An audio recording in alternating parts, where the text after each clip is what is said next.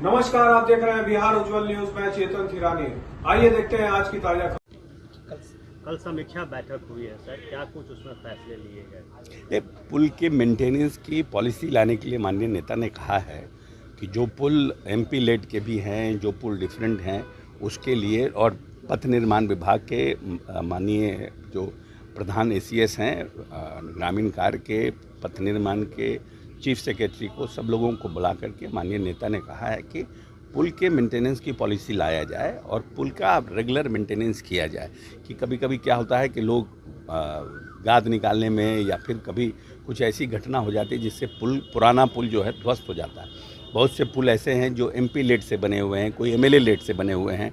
उन पुल की स्थिति क्या है, आज से 15 साल पहले पुल बना, उसके मेंटेनेंस का क्या है, अगर नहीं है मेंटेनेंस, अनदर 2 साल 3 साल में उसकी लाइफ ख़राब हो रही है, तो वहाँ पर फिर से एक नया पुल देने के लिए प्लान कर रहे हैं। और सरकार जो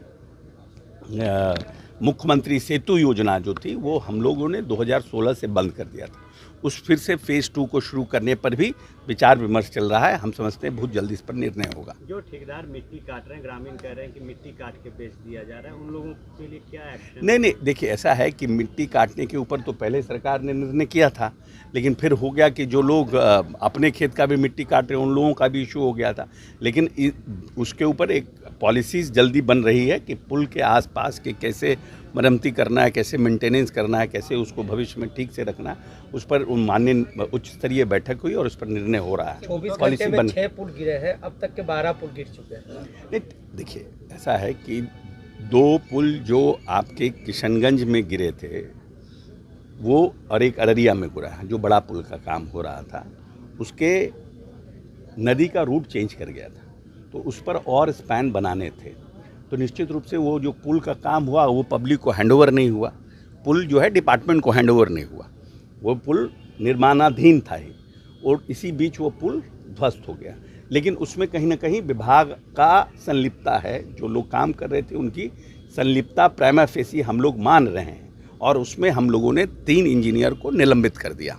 और जो ठेकेदार जिस पे काम कर रहे थे उस ठेकेदार के ऊपर भी एफआईआर दर्ज करने का निर्णय हुआ है, सरकारी धन के दुरुपयोग का। ब्लैक लिस्टेड भी होंगे ठेकेदार। जब एफआईआर होगा तो ब्लैक लिस्टेड तो छोटा काम हो गया ना।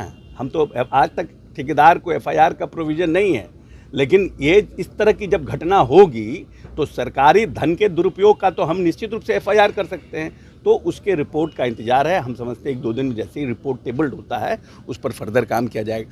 दूसरा जो पुल है वो सेंटरिंग के प्रोसेस में था।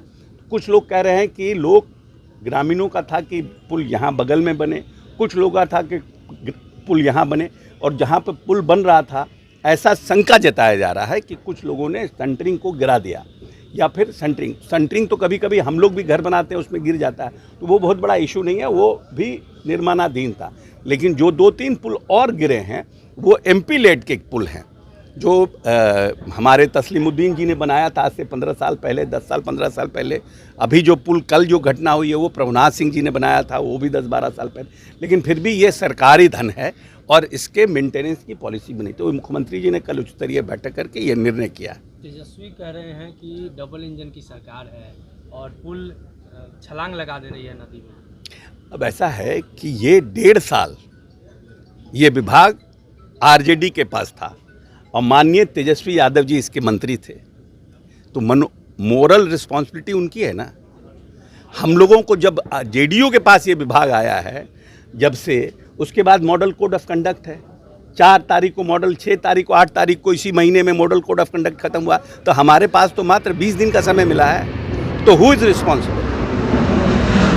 जिम्मेवारी 20 दिन वाले का है पार्टी का, कि जिम्मेदारी जिसके 1.5 साल जिसके पास विभाग था उसका है? आप ही बताइए। ऐसे ही तमाम खबरों के लिए आप सभी बने रहिए हमारे साथ और देखते रहिए बिहार उज्जवल न्यूज।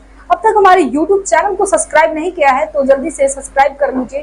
फेसबुक पेज को भी फॉलो कीजिए। वीडियो पसंद आए तो खूब लाइक कीजिए, शेयर कीजिए, कमेंट कीजिए। वीडियो देखने के लिए आप सभी का धन्यवाद।